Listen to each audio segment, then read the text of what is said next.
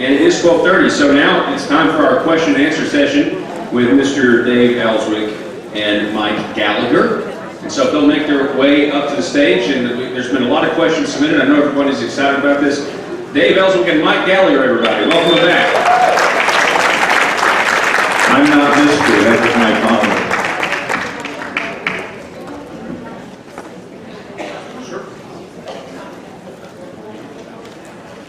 Those sandwiches look good. They're good? You have good lunch? They were good. Good.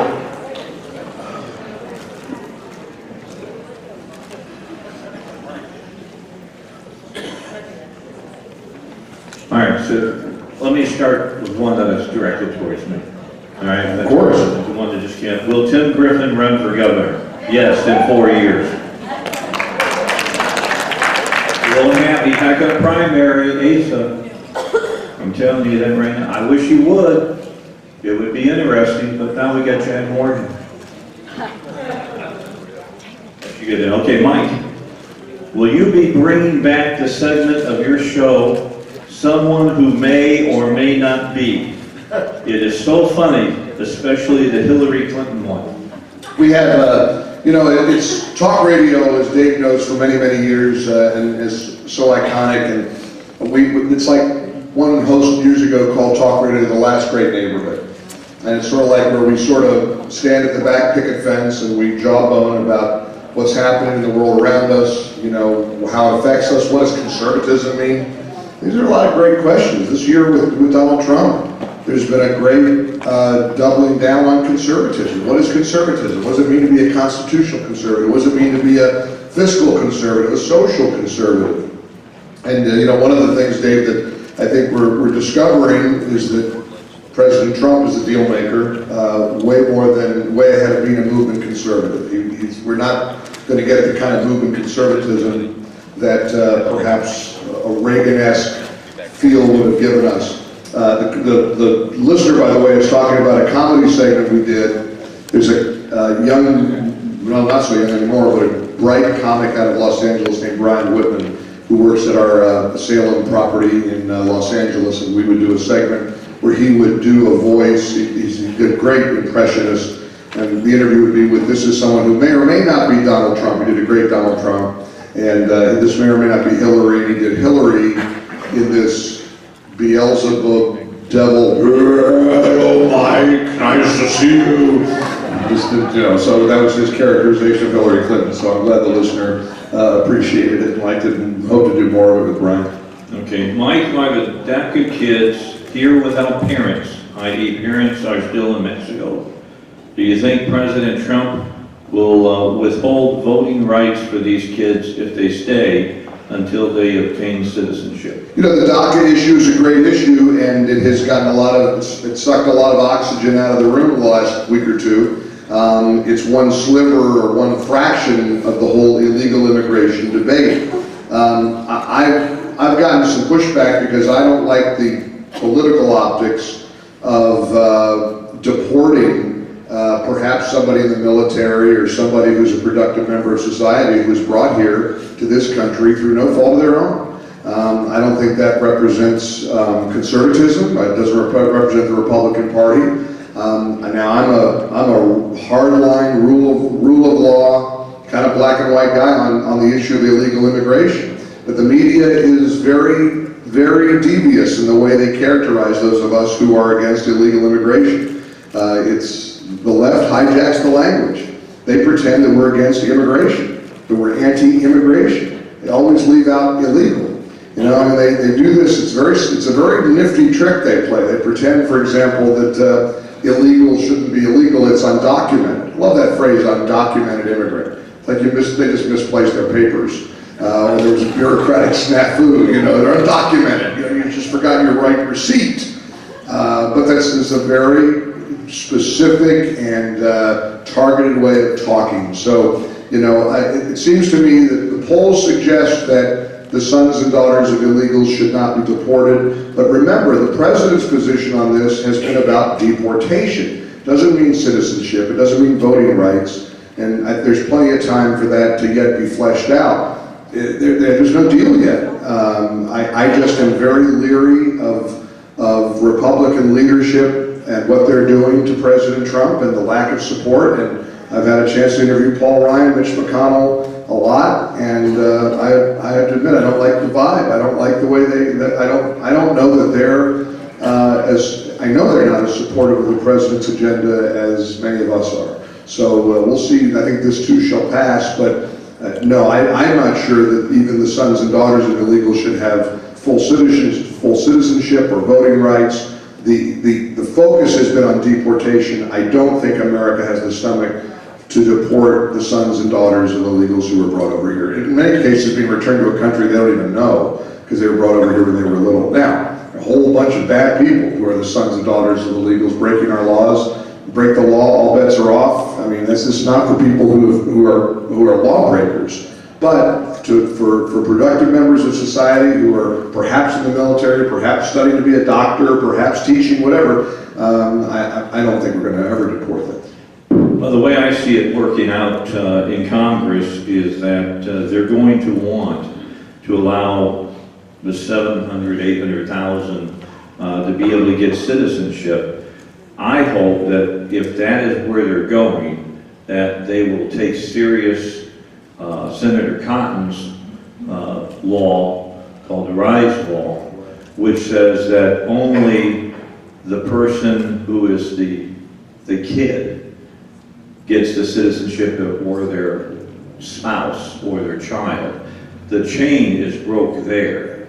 They can't bring in mom and dad and cousins and all the rest. It stops there.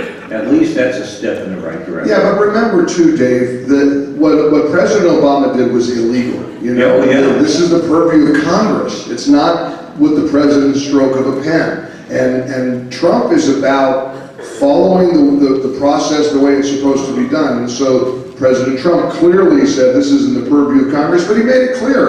He said it on the campaign trail last year, and one of my interviews with him, I got to interview him about 13 or 14 times in 2016, which was an experience in and of itself, to travel with him a little bit and to get to go one-on-one with him. And he said, I don't think dreamers have, as he put it, have anything to be worried about. So I don't. He just wants it done the right way. He wants Congress to decide it, not the president. And I think that's the way it's going to play out. Yeah, I think he's taken a lot of heat when he's really turned it over to the people who need to take the heat. Listen, he gets heat for getting up in the morning. You know, I mean, there's never been a media onslaught like this in our lifetime. You know, we're part of. You know, we're watching history be made. I mean, 100 years from now, they're going to talk about this improbable candidacy of a guy who wasn't supposed to win, and the media that just decided we're going to stop him, and we're going to marginalize his supporters, and we're going to delegitimize this election. That's the stated media goal. If you don't believe me, you can Google an article in August of 2016 on the front page of the New York Times, where the media writer for the Times flat out said, it's time to stop being objective about Donald Trump. I'm paraphrasing, but he said it. He's so awful and he's so terrible that we just have to forego objectivity and we have to stop him. That's the New York Times. So there's no objectivity. They're trying to stop him and they want to stop his agenda. They sure want to stop his supporters. This is a good one. In our Constitution, what does provide for the general welfare actually mean? You know, I had a great discussion with a very passionate Seventh Amendment supporter, Joey McCutcheon, and I know you had a debate today about tort reform.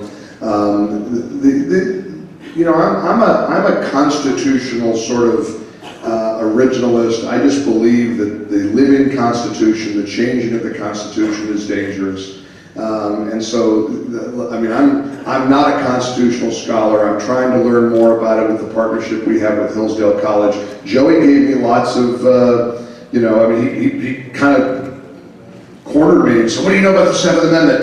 Tell me the Seventh Amendment. And it's like, oh my gosh, I'm thinking Seventh Amendment, Sixth Amendment, criminal rights, you know. And he's got a 7 on his lapel pin. So I know this is very. I'm like, well, tell me what you're thinking. And he looked at me, and he did. He gave me an earful, and he gave me a lot. And I read about it on the lunch break, and I looked it up. And this is a great, passionate debate. Woman spills coffee on her cup, on her lap, the famous Stella case. Who's to blame? She to blame? Manufacturer of coffee, McDonald's, the Ford Motor Company for the way she was sitting, the seats, the cups, or should there be a cap on somebody who's a quadriplegic who has been put there in that wheelchair by a company that is unethical? So it's a good debate. These are healthy, passionate debates, and I understand on the debate we had today was about 50-50. So that's a great question. What's a conservative say about the 7th Amendment? What's a conservative say about tort reform? What should the limit be? Where's personal responsibility? As conservatives, we often debate the issue of personal responsibility, and the fear is sometimes good and well-meaning and successful people like Joey it appears at first glance, not absorb the personal responsibility issue. You spill a cup of coffee on your lap, maybe it's your fault. Maybe it's not. It's a great debate. It's a great conversation, and I love the passion behind it, and I love the fact that we're looking and talking about constitutional issues, Dave, in a way that we haven't in many, many years. And this election has done that. There's a whole bunch of people who are now focusing. We have this partnership with Hillsdale, a little shameless plug, but there's a great constitutional course that they teach. The introduction to the Constitution by the great Dr. Larry Arnn, who's the president of Hillsdale, and you can find it's free, MikeForHillsdale.com, and you can get a great constitutional introduction. And believe me, thanks to Joey, I know every word now of the 7th Amendment, and I won't make that mistake again. And I want to know, I want to study it some more, and I want to spend more time learning the Constitution. How can we break this cycle? This is another good question. How can we break this cycle of Republicans who campaign as conservatives and then govern as liberals? Well, no one has more empathy and sympathy for John McCain and his battle than I do. I lost my wife a few years ago to cancer, and I know what it feels like to go through that battle. It's life or death. You just have a whole different understanding when you're facing your mortality. So having said that, and my heart goes out to John McCain and his family. However, he's a perfect example of a politician who promised one thing and did another.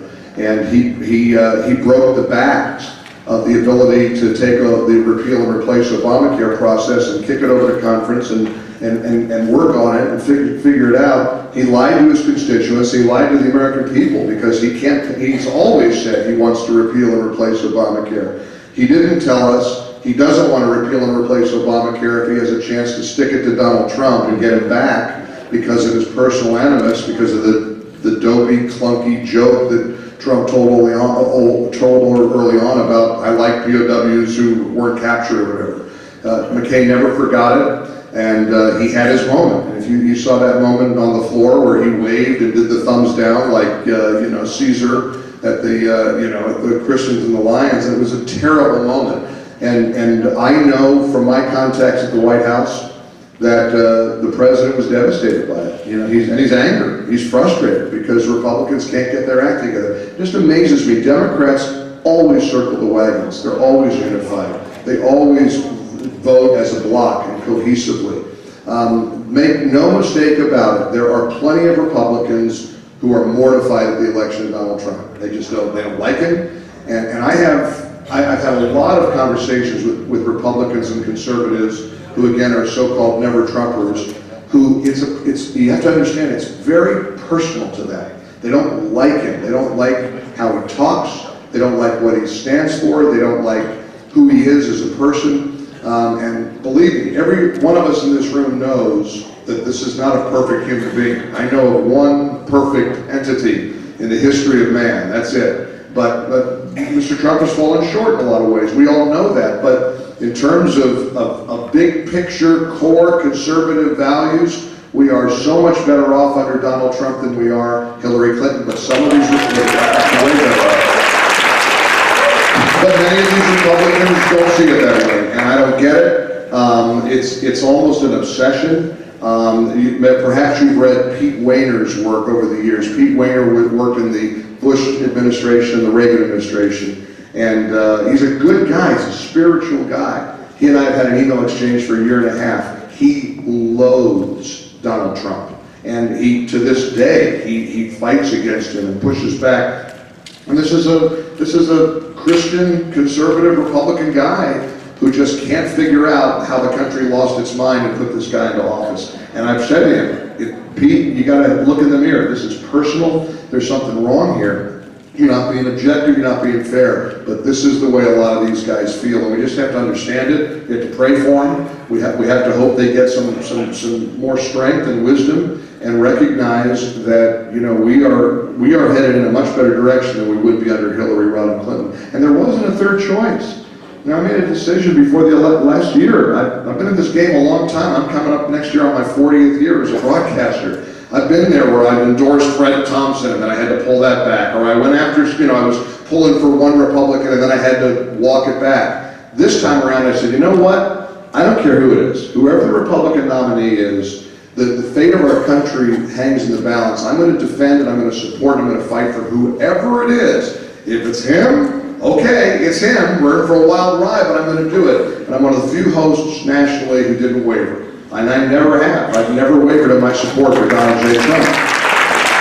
Now, some of my colleagues have, you know, on the national scene. Hugh Hewitt, he was on the Trump. I used to kid Hugh, buddy, you got to have blisters. You're getting back and forth on the Trump train, off the Trump train. One day you're for him, next day you're not. Michael Medved, who's a friend and a colleague, is a fierce never-Trumper, just very, very diligent in opposing President Trump. And again, he's a conservative, and I don't get it. I just say to these guys, if for no other reason than the issue that I think is the most important, and that's the sanctity of life.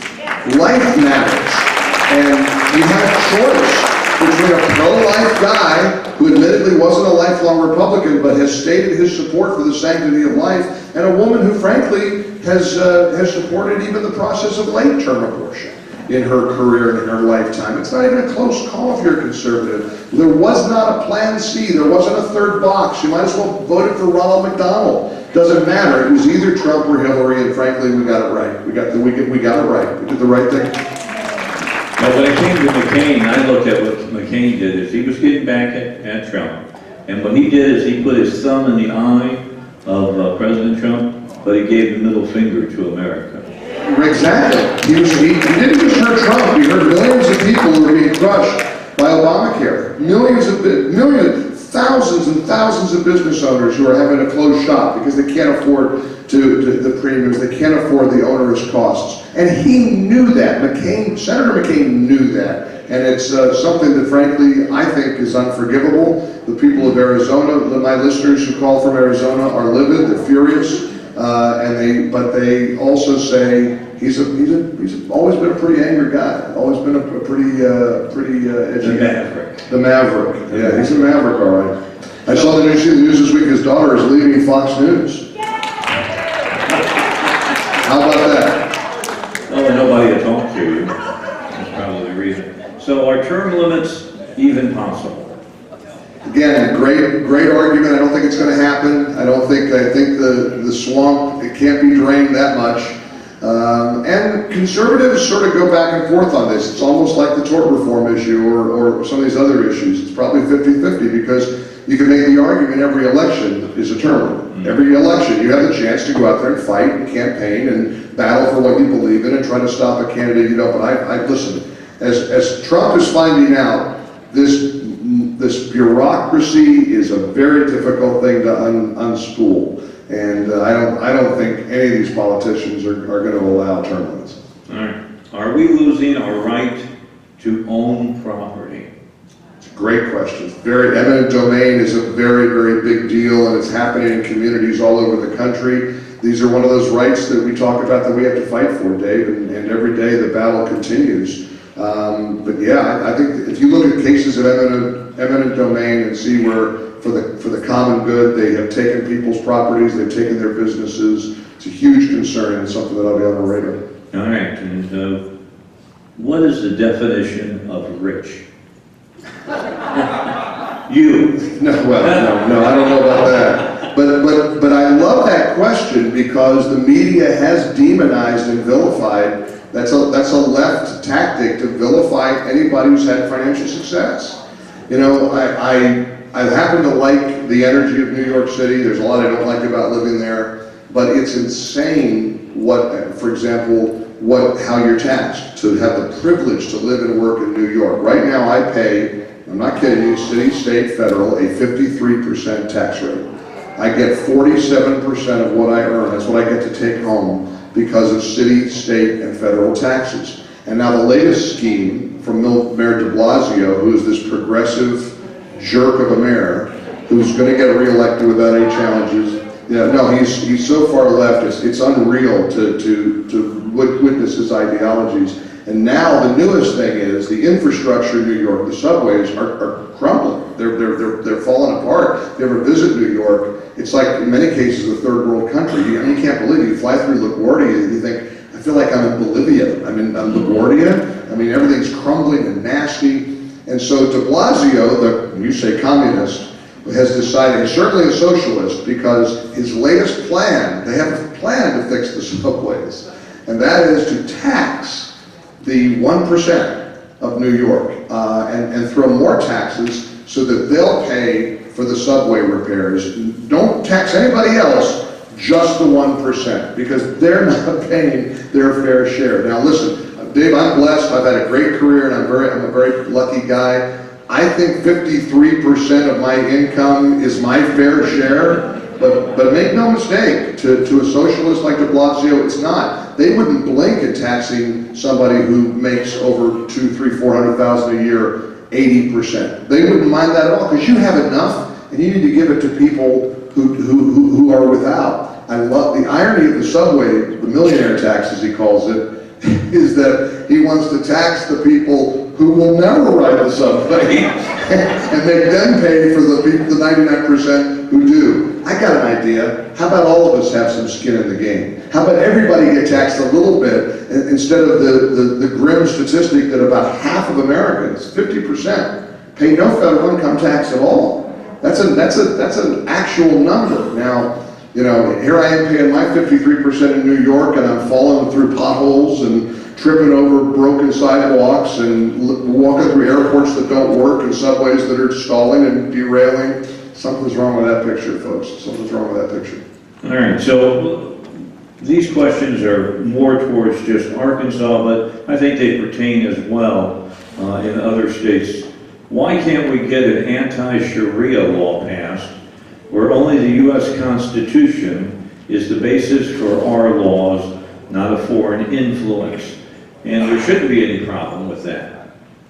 I mean, that's just common sense as far as I'm concerned. You live in this country, you live under the Constitution of the United States.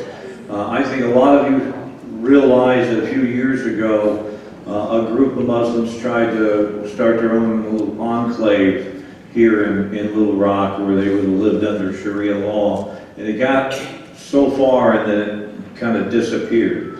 Don't think that's the last time you're going to hear about that. They're working at it. I was talking to the bishop about it earlier today, about how Muslim influence here in our community, where they're buying up properties and a lot of other things here locally.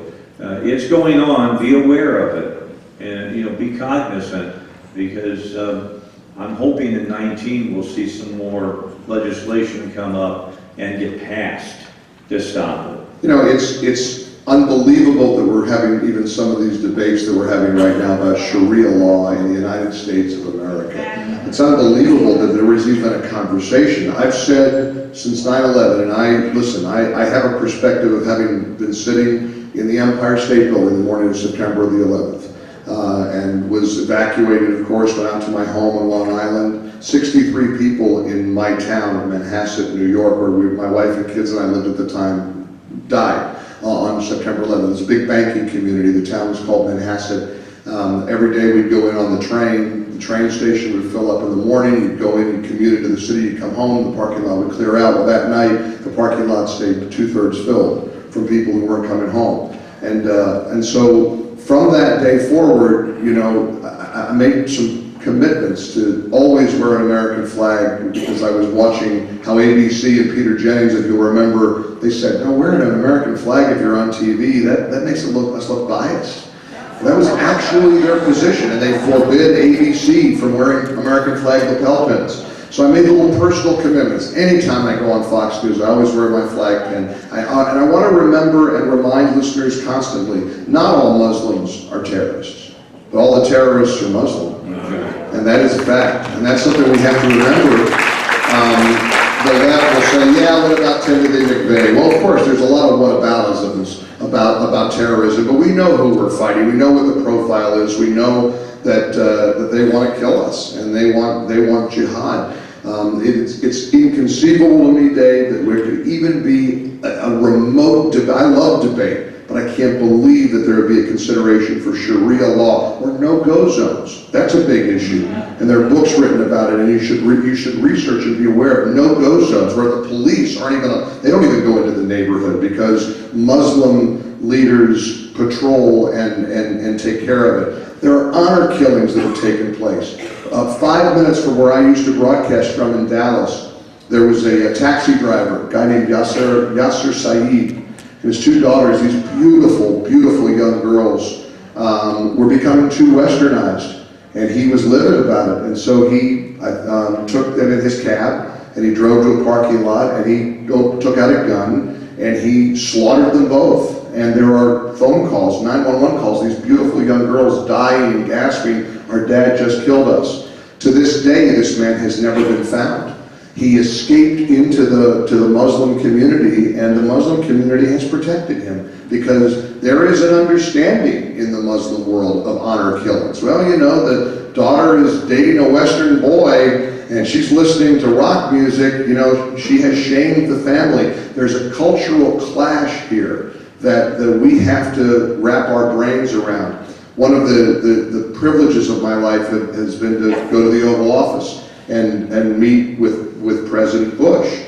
And in fact, I got to go there 4 or 5 times, and the last week he was in office, 3 of us, Sean Hannity, I think Laura Ingraham and I got invited, and we spent an hour and a half with him in the Oval Office, and he spoke very candidly, and I will never forget one of the things he said to me. He said, Mike, you know, you asked me why I keep talking about Islam as a peaceful religion, and he said that many times, and every president, it seems, says that. I'm not sure President Trump will say that, but certainly George Bush said it, Obama said it a lot, and President Bush's logic is, and he looked me in the eye, I'll never forget, he goes, we're not going to declare a war on the Muslim world and win.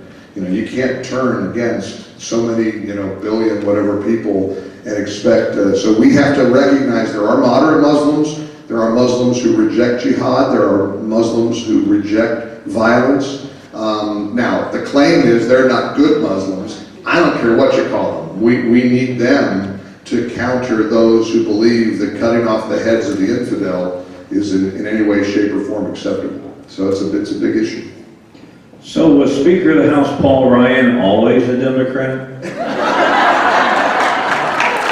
Mike, if you were a Wisconsinite, would you vote him out in 2018? Oh, not only yes, but heck yes. Heck yes. And listen, President Trump has a disdain and a cynicism and a skepticism for Paul Ryan and Mitch McConnell that is profound. And you have to know that. They have betrayed him. They talk a good game, but of course actions matter more than words. And there's a failure of Republican leadership right now. We're back to that circling the wagons and being unified and unanimous. And this comes from the leadership. I will never forget that look on Mitch McConnell's face when McCain pulled his backstabbing traitorous vote on the floor. I remember McConnell was standing there with his arms folded, and he was kind of looking down.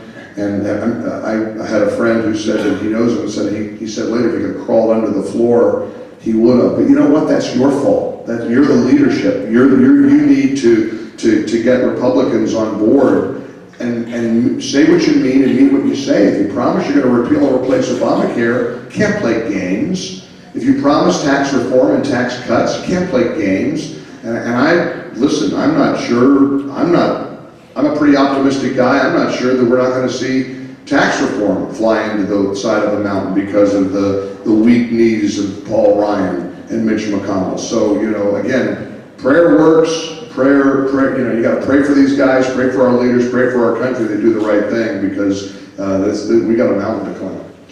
So do you think there's any chance that Trump will stop the insurance subsidy checks so it will kill Obamacare?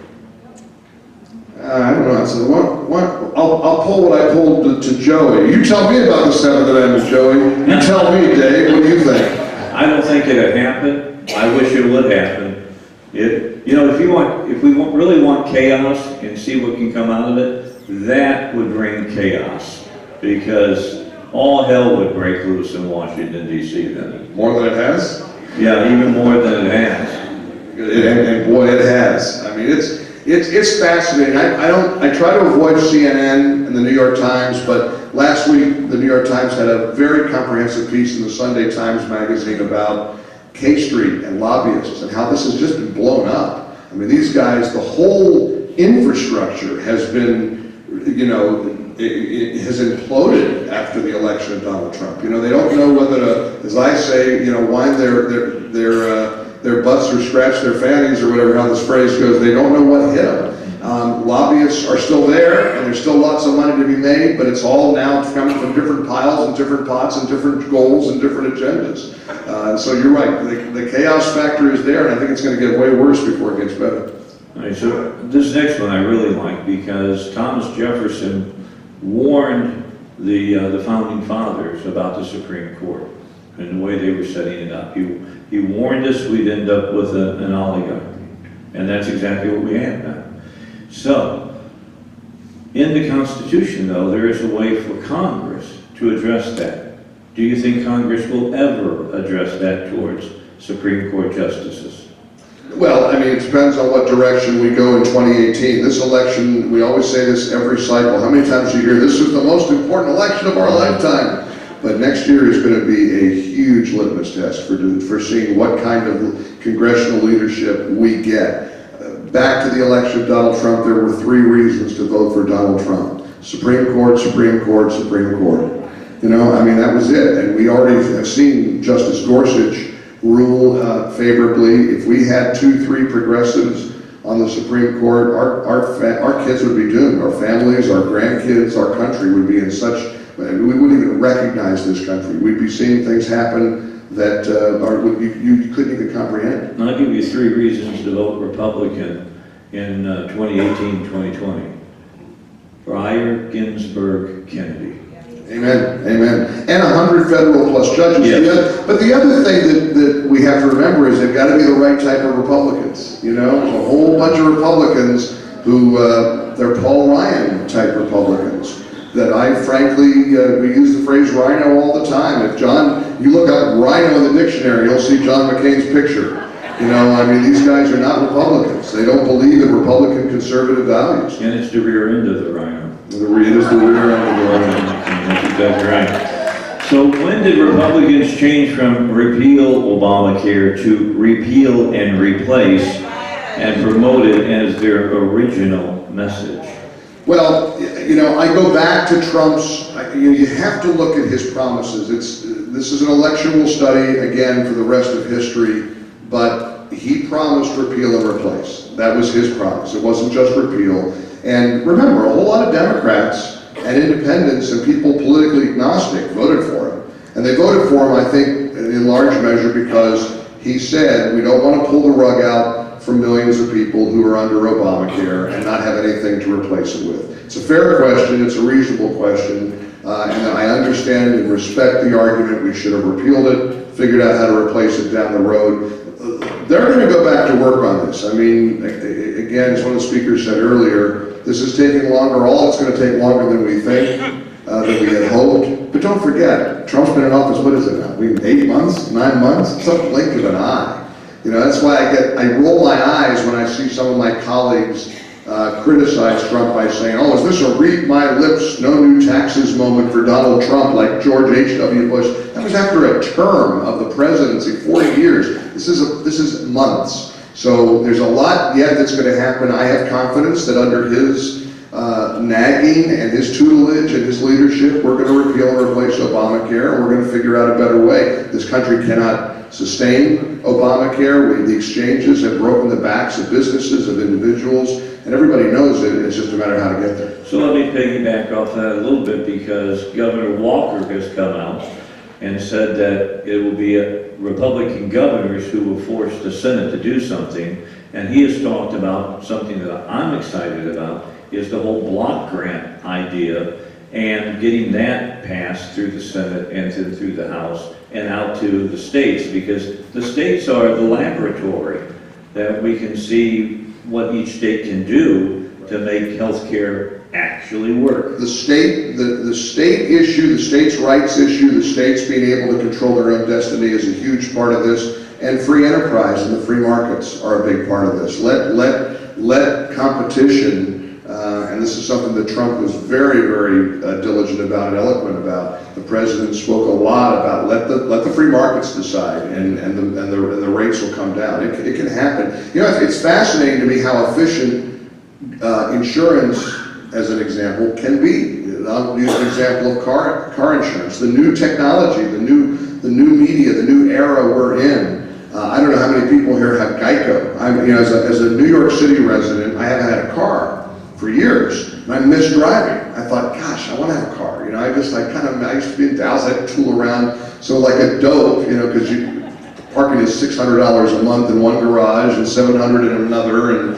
it's insane. They toll you, but I decided to get a car, and I got a little city car. I got a Toyota Camry, and I park it in the garage, and I'm driving again. In New York, I drive downtown to my studio, and it's a new experience for me in New York. Why didn't we get auto insurance? I haven't had auto insurance in years. And boy, you look at, and this isn't a plug for Geico, they're not even necessarily an advertiser on my show, but between their app and their customer service, they're incredible. I mean, they're so good. And the rates aren't that bad, even in New York City. It's competition. Geico's fighting with Progressive, and you got all these different insurance companies that are battling for every last dollar. There's no reason we can't have that kind of efficiency in a healthcare model like we have car insurance. It's doable, and we're smart enough to do it. We should. Gecko. But no, they are good. You get that app and get them online. It's very easy. So what can we as conservatives, legal citizens, do to push the Senate to confirm the large number of judges waiting for confirmation? Elections. I mean, again, you got to vote Republican, you got to vote the right Republican, we've got to do it at the local, state, federal level, and we have got to urge our elected representatives today to start acting like you guys are in control, because you are. You have the majority. You've got the marbles. You told us all these years, just give us the presidency, the House, and the Senate, and we'll be able to get things done. And then look what happened. Look at what a mess this has been. Thanks, Senator McCain. Thanks a lot. But this, I do know that President Trump is focused on this like a laser, and he's going to be involved, I think, in campaigns as things start to progress even more than they have. And his list of achievements already is very long. The media doesn't want you to talk about that. They don't want to focus on that. But there is a lot that he's done. There are regulatory rollbacks that have been achieved. There's a lot of waste that's already been cut out. He's going to be focused on successful campaigns and getting Republicans elected, getting the right kind of Republicans elected. All right, last question. Do you think the wall will be built, but when? If the wall isn't built, everything that we believe in crumbles. And listen, I get accused every day. Oh, Gallagher, you're just a Trump cheerleader. You're blind to any of his faults. Or I'm not. I mean, I just don't believe in bashing the guy more than you know, like so many have done. I understand what he's up against with things like DACA. I understand what he's facing with the nuances. Listen, illegal immigration crackdown is hard. It's not as easy as we'd all like to believe it is. The wall, as complicated as it will be, is easy. He's got to fulfill that promise. He will lose his support. He has to get the wall built. And it can be done. And don't believe the media bull about it can't be done. There's places in the terrain. We're a culture that produced the DVR. We can figure out how to electronically monitor an area where there's river instead of topography. We can do this. We can have a wall. We can have a wall in many ways, and I have too many sources at the White House who know the president, who know where he is on this. He isn't going to budge on this. He'll fight this till his dying breath. He's going to fight for this wall. I don't think it's going to escape. We're going to get it done. All right. We've got all the questions that were given to us by the audience. Let's talk about two big things that are out there in the news. Let's talk North Korea. North Korea, they've cut back on how much business they can do for other countries. It's gotten to the point now it's push or shove. I've been to not North Korea, but I've been to Korea as an Air Force person. And I can only tell when you get 16 million people living within 35 miles of the 38th parallel, a lot of people are going to die if the balloon goes up. What do you think? You know, I've got a very, very bad feeling about North Korea. And I did an exercise on my radio show this week. At what point do we get proactive? At what point do we say sanctions aren't going to stop this lunatic? You know, they don't care about sanctions when most of the country is in abject poverty. You know, sanctions, of course, sounds good and it sounds like it's productive. If this dictator has the ability to put a hydrogen bomb on a missile that can reach the United States of America, I don't know how we can't be so proactive enough to be able to say, this has got to stop. We've got to call on China to step it up. We have to help South Korea.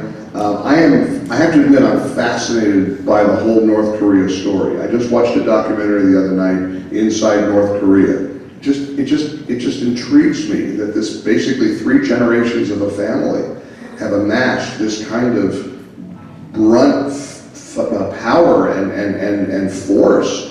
And there are people in this country. I have a personal assistant who's this terrific young man who accompanied me on this trip, and he's Korean. And he tells me stories of how the people of North Korea are blameless. You know, they don't know any better, and they're being subjected to this tyrannical regime, but they're terrified. You get killed, you put the concentration camps, try to escape, it's over. And so I do know this, Dave. I certainly am not skilled in the nuances of what we're supposed to do with North Korea, but I sure feel good at going to bed at night knowing that we have a commander-in-chief like Donald Trump who is not going to take any guff from anyone. He was blasted for the fire and fury comment. I think that's what gets Kim Jong-un's attention. I think that's what gets a horrific, tyrannical dictator's attention. That's what he knows. And that's a language that Trump knows how to speak. By the way, don't kid yourself in thinking that the tweets are haphazard or are just kind of, he's got a glass of sherry in the middle of the night in his velvet bathrobe and he says, let me send out a tweet. It's nothing like that at all. It's a process. It's very strategic. It's very methodical. He knows exactly what he's trying to say. He wants to circumvent the mainstream media. And for anybody who wishes he didn't tweet, wish again. He's going to tweet till he leaves office. He feels like he's directly communicating to the American people. You don't have Twitter, and incidentally, I hate social media. Terrible things are done on social media, but yet it's worth it to get a Twitter account just to follow President Trump's tweets, because you are getting communicated directly by the American people without the vetting of Anderson Cooper or Rachel Maddow or the New York Times, you know, and trust me on this, it's not haphazard, it's not incidental. He knows exactly what he's doing, why he's doing it, and the reasons he does it, and it's part of his delivering his message to the American people, to his supporters. Another part about North Korea that everybody must consider is the way that we treat North Korea will determine the way that we have to treat Iran. You're right. Because they're next in line. Yeah, no, the world's a dangerous place. The axis of evil is profound, and you know, we're going to need to rely on the integrity and the strength of our leaders to do the right thing. God forbid if a missile comes our way, or Japan. You take your missile drops, these missiles that are going over Japan, that's a terrifying prospect. I just don't know how many times the guy gets to threaten to annihilate Guam or Japan or the United States, and we don't say, well, you know what, we're going to have to turn you into a parking lot. That's right. I mean, we're going to do something proactively. You're not going to harm one hair on one American's head. Well, I think that I can say for everybody here, we've had a great time having you here in Little Rock. We appreciate you coming.